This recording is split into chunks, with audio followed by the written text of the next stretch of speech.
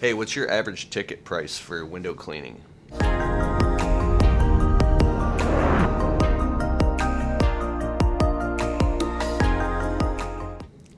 What's it like? Probably $200-300 or something. I'm curious because I've been looking at the data in my business in 2017 and 18. I've been spending quite a bit of time just looking at all the numbers and found out that ours is $260. I also want to know what your average type of job you do is at residential, commercial, strip malls, plazas, because our average job is $260, and our most popular job is all windows cleaned inside and out, plus screens wiped down and window ledges wiped. So that's $249, that package. We have to bring our average ticket price up in 2019 to $300. So I'm going to implement a $300 minimum, which is a little outside of my comfort zone, because in 2018 I rose it from a $199 to a $249 minimum last year, and it worked. I couldn't believe that it worked, and it worked. So why can't it work with $300? That's why I want to know what your average ticket price is. Now, your customer, I don't know what they think, because I think my customers will think, what, are you kidding me, $300 to clean my windows? Well, probably going to be losing some more customers, but going to be gaining a whole lot of new ones. Why? Because I don't think you can raise your prices. Well, you can raise your prices. You'll lose a few customers, but you'll make more money doing less work. That's what I did in 2018. More money doing less work. We still worked our ass off in 2018. Raise your hand. Let me know in the comments below if you worked your ass off in 2018. Right? But coming back to that full circle, that's what implementers do. They work their asses off, and usually they don't make more than $50,000 take-home pay in their pocket, right? And somebody who's a manager can make $100,000 a year. Managing people. The next people who make $1 million a year are people that are communicators, right? They know how to communicate and delegate. They're not doing any of the work. And then the next level is people that use their imagination to make money. They invent things into existence. Jeff Bezos, people like that, So, in really looking at all this stuff, I can see that our businesses, at least speaking for myself, has been hooked into my nervous system and hooked to my survival, the survival parts of our brain, that there's a shark gonna eat you, and you have to keep swimming and shoveling rocks and working and squeegeeing windows, or you're gonna die. And I think that almost like if you bring a feral, like a wild cat or dog into your house that was abused, and then you go to pet it or feed it and it cowers, like how long does it take for that thing to work out of its nervous system before it's in a place of trust? Because until you get to a place, this has everything to do with what I'm talking about. Until you get into a place of, oh, by the way, I'm in my new office here. Oh, finally got the office back, dog. I got rid of my office in 2017 to save money, because I was like, I'll just work from home. Doesn't work. Working from home for me. I tried until I pulled my hair out and I came crawling back, and getting an office was the smartest thing I could have done. Oh God, the level of mental clarity and the levels of consciousness and states of consciousness you can hit when you have focused, uninterrupted blocks of time. You can dive deep on things. You can get out of the surface level bullshit distractions. I should make a whole video about, I'm going to make a video about that on my Keith Kalfas channel. This little flip phone, only my wife has the number. My business line and personal line are sitting in my truck, which is insane that I have 3 phones. I get that, right?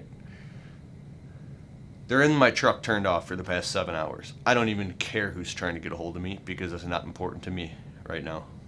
What's most important is disconnecting and diving deep into the data and seeing what the hell's been going on the past 24 months. And it took a long time to get to this place where I'm at right now. Where are you at? How the hell are you going to get your average ticket price up? Or say, we're going to make $500,000 this year. We're going to raise all the prices and work our asses off. Go for it. Try it. Because I said, I'm going to make $250,000 this year. Raising the prices and working my ass off. And I fell short. And towards the end of the year, I was like, well, we're not going to do $250,000 this year.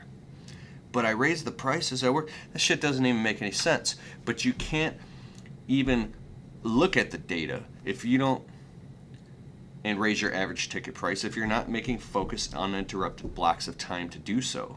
If you're the implementer all the damn time, right? So I love it. I have so much gratitude right now because this shit's a walk a mile, see a mile. When something unveils itself to you that seemed like, I always do shit like that. It was like